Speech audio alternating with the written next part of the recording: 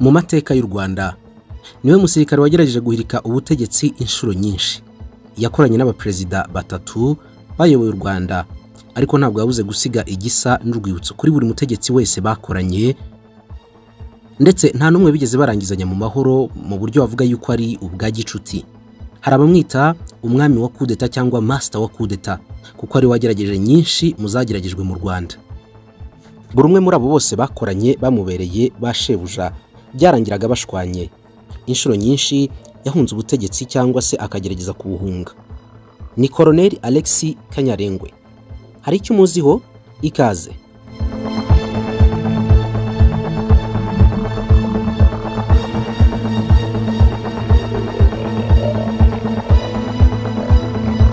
Kuwa gatanu Nyakanga 1973 byari ibyishimo kuri Juvenal Habyarimana, Theoneste Lizinde, Alexis Kanyarengwe n'abandi bagenzi babo. Nyuma yo guhirika ubutegetsi bwa Gregoire Kayibanda, bashinjaga kuba imbohe y'ibitekerezo by'abanzi b'amahoro bisenya ubumwe na demokarasi by'igihugu. Theoneste Lizinde niwe wagiye kuri radio mu gitondo cyo kuri iyo tariki abwira abaturage impamvu we na bagenzi be bafashe umwanzuro wo gukuraho Perezida Gregoire Kayibanda. Abo basirikare bakuru 11 biyise les 11 camarades cyangwa se les camarades du 5 juin. Bafashe igihugu barakiyobora, ndetse mu ntangiriro z'ubutegetsi amahanga n'umuryango w'abibumbye barashimye, by'umwihariko bashima uburyo ubutegetsi bushya bwari bushishikajwe n'iterambere ry'igice cy'icyaro. Cyakora ibyishimo, ubufatanye n'ubuvandimwe by'abangaba ba les 11 camarades cyangwa se les camarades du 5 juin ntabwo bwarambye, kuko nyuma y'imyaka 7 gusa kuwa gatanu w'itariki 23 Mata 1980 hasohotse amakuru atunguranye yuko Majoro Lizinde wo mu Bugoyi yafatanywe n'abandi bantu 40 bakekwaho gutegura umugambi wo guhirika Perezida Juvenal Habyarimana. Mu kuboza uwo mwaka, ubwo hari hashize amezi 8, Colonel Alexis Kanyarengwe wari minisitiri w'umutekano n'imirimo ya leta wafatwaga nka nimero ya 2 mu butegetsi bwa Habyarimana, nawe yarahunze. Byasaga n'ibiteye ubwoba, ndetse abantu bumvaga yuko hari ikintu kibi kigiye gukurikiraho muri icyo gihe cyo guhunga kwa Alexis Kanyarengwe. Yahungiye muri Tanzania, hari nyuma yo kumenya yuko ari ku rutonde rw'abaketsweho gufasha Lizinde gutegura umugambi wo guhirika Juvenal Habyarimana. Urubanza rwa Lizinde na bagenzi be rwatangiriye mu Ruhengeri muri Nzeri mu 1980, rusomwa ku itariki 25 Ugushyingo 1981. Mu baregwaga 23 bahamijwe ibyaha, 24 bagirwa abere. Bamwe bakatiwe igifungo kiri hagati y'imyaka 2 n'imyaka 20, naho Majoro Lizinde na Alphonse Kagenza bari ku isonga ry'uyu mugambi wo guhirika Perezida Juvenal Habyarimana, bombi bakatirwa urwo gupfa. Ku munsi w'ubwigenge mu 1982 hari hashize imyaka 2 gusa Lizinde na bagenzi be bafunzwe. Perezida Juvenal Habyarimana yababariye imfungo. Lizinde na Ndegeya bagabanyirizwa igihano, bavanwa ku gihano cyo kwicwa bashyirwa ku gifungo cya burundu.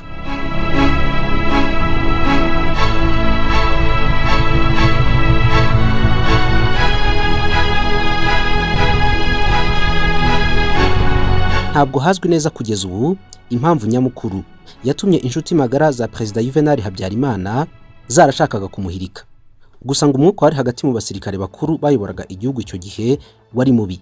Zimwe mu nyandiko z'1986 zashyizwe hanze n'urwego rw'ubutasi rwa Amerika CIA zigaragaza yuko byavugwaga yuko Lizinde yari yateguye coup d'etat kugira ngo abone uko ashyira mu bikorwa umugambi ngo yari afite wo kwanga abatutsi.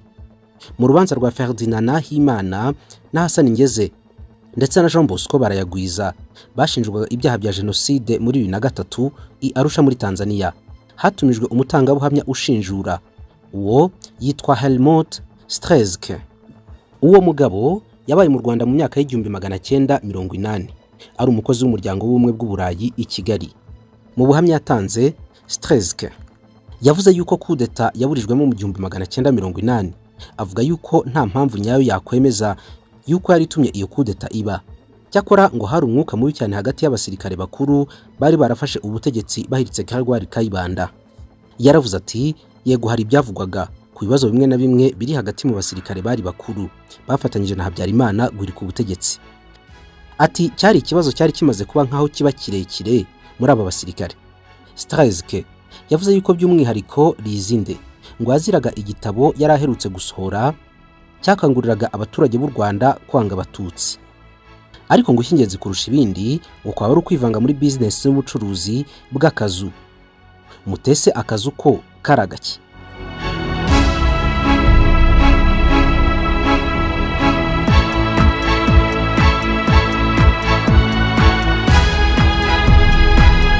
Prefecture ya Ruhengeri yaburwaga na Proteze igira nyirazo, akaba n'umuvandimwe wa Agatha Kanziga, umugore wa Juvenal Habyarimana. Iyi prefecture ya Ruhengeri ni nayo yarimo nyine parike y'ibirunga birumvikana byari bibumbatiye ingagi. Ubwo bigahita binahesha ububasha zigira nyirazo uruhushya rwo kuyobora parike y'ibirunga, nubwo mu by'ukuri yari isanzwe ifite ikindi kigo kiyigenzura. Zigira nyirazo ni umwe mu bari bakomeye, niba atari n'uwa mbere bari bakomeye cyane mu kazu. Kagenzuraga rero ubukungu bw'igihugu n'ubutegetsi, kakagirwa nabo mu muryango wa Perezida Juvenal Habyarimana nabo mu muryango waho yashatse mu muryango wa Agatha Kanziga. Byanditswe yuko Zigira nyirazo uyu yajyaga avana ibyana by'ingagi muri parike y'ibirunga afatanyije n'umugore w'umubirigi waruzwi ku izina rya Colette. Uyu mugore we ngo yabaga ku Gisenyi. Aba bana b'ingagi rero ngo baboherezaga kubagurisha mu Bubirigi. Umunsi umwe abana b'ingagi batewe ibinya bapakirwa indege ya Sabena ngo bajye mu Bubirigi.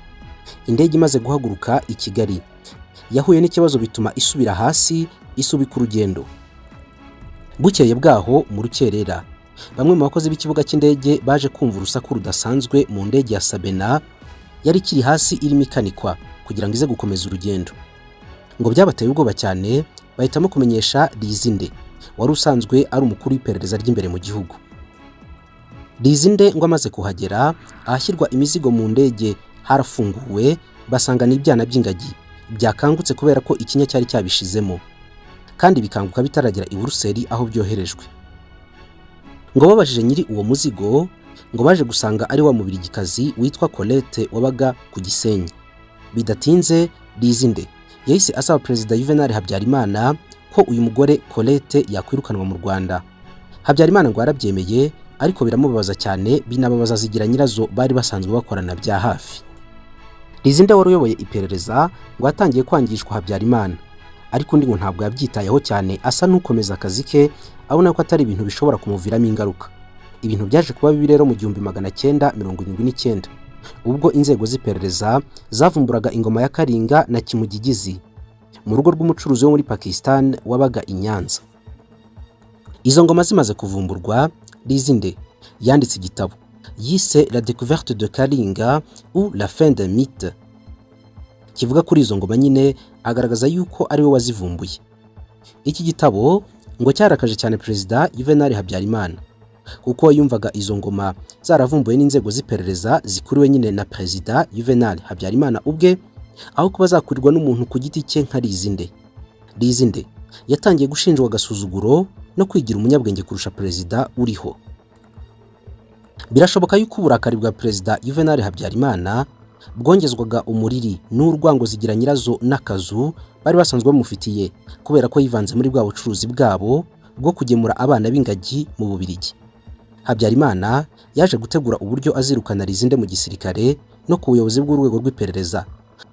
Ahita ashyiraho n'itsinda ry'ibanga ry'abantu bagomba kujya baneka Lizinde rwihishwa. Mu byo Lizinde yategurirwaga ngo hari harimo no kumufunga, bakamugerekaho impfu z'abahoze ari abayobozi mu butegetsi bwa Kayibanda.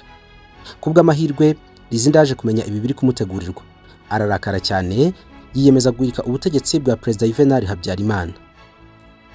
Mu gihe rero umugambi yarawugeze kure, yarawunoganyije rwose, Lizinde ngo yaje gukora ikosa rikomeye cyane, aza kubwira umwe mu bagore bari inshorekeze yuko agiye guhirika Habyarimana.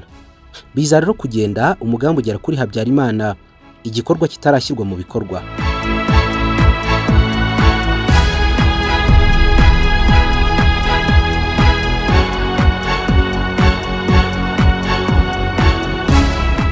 Nubwo impamvu iyo kudeta ivugwa kwinshi, inyandiko za CIA zigaragaza yuko iyi kudeta imaze kuburizwamo, Habyarimana yatangiye kwegereza abasirikare benshi abahemba neza, abohereza mu myitozo y'ikirenga ya gisirikare hirya no hino ku isi, aho babona uduhimbaza musyi turenze, ariko mu bundi buryo ngo kwari ukubahungisha politiki.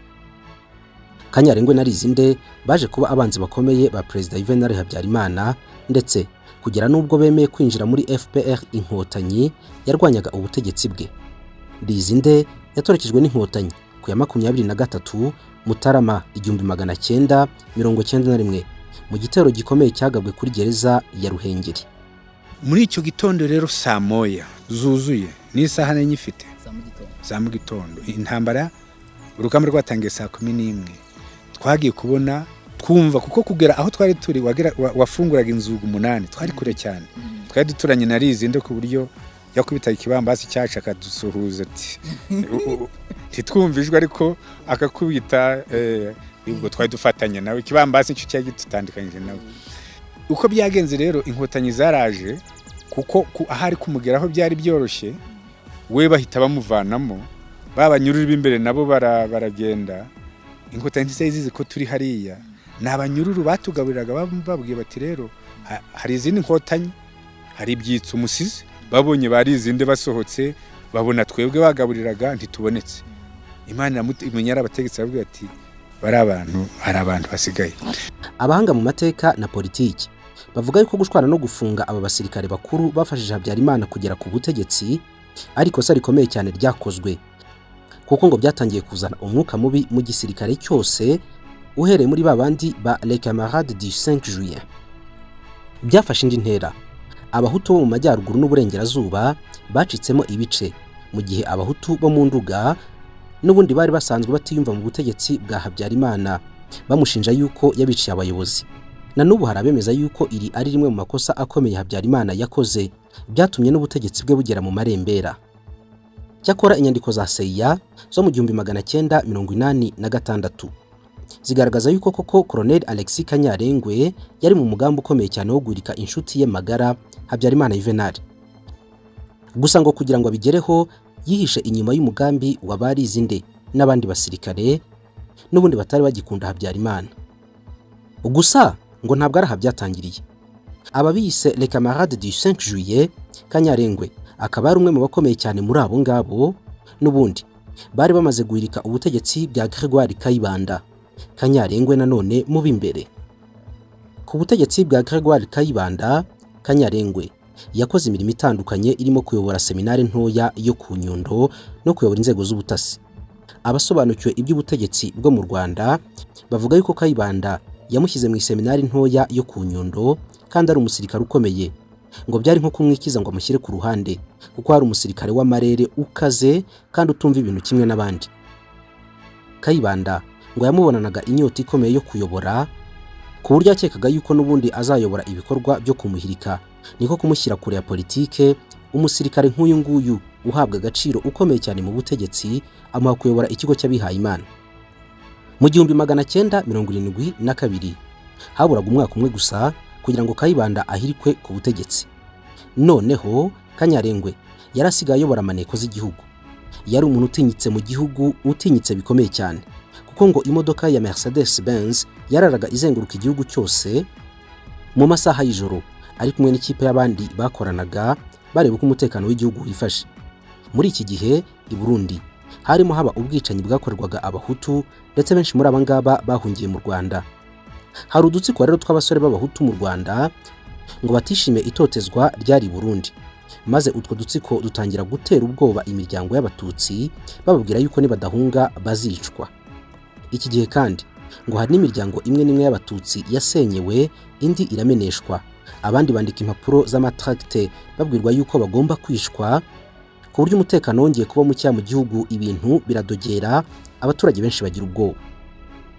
Byavuzwe yuko Colonel Alexis Kanyarengwe ari wari inyuma y'ibi bikorwa byose byo gutera ubwoba abantu bamwe, kugira ngo we na bagenzi be babone impamvu ifatika yo guhirika Perezida Gregoire Kayibanda ko ananiwe kurinda umutekano w'abaturage.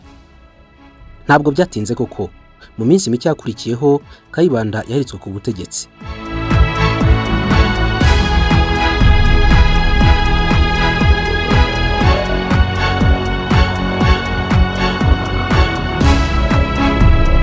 hari ibyo benshi banafashe nk'ikinamico yakozwe na Kanyarengwe na bagenzi be bo mu gisirikare. Dore inkuru uko iteye. Ku itariki ya mbere y'ukwezi kwa karindwi 1973 Kayibanda wari ukiri perezida, ariko umugambi wo kumuhirika usa n'uwarangiye burundu, igisigaye ari ukumusimbura gusa. Kuri uwo munsi Kayibanda yagiye kuri stade y'Inyamirambo kwizihiza umunsi w'ubwigenge. Ariko mu gihe yatangiraga kuvuga ijambo ry'umunsi, umwe ngo mu basirikare batoya utaruri no mu kazi ngo acomokoye nkana ibyuma bisakaza amajwi byakoreshwaga na Perezida Kayibanda. Mikoro ya Kayibanda ihita ivaho ako kanya ntiyongera kuvuga. Kayibanda ngo aritunganyije cyane, atangira kureba nabi abari bamwegereye. Ngo abaza ababishinzwe uko byashoboka yuko insakaza amajwi y'umukuru w'igihugu ishobora kuvanwaho, ariko abasirikare bakuru bose barimo na Habyarimana na Kanyarengwe ngo nta kintu na kimwe bigeze bakora kuri iki kibazo. Uku gucomokora ibyuma byarongeye biba ku nshuro ya kabiri n'ubundi akiri kuvugira ijambo.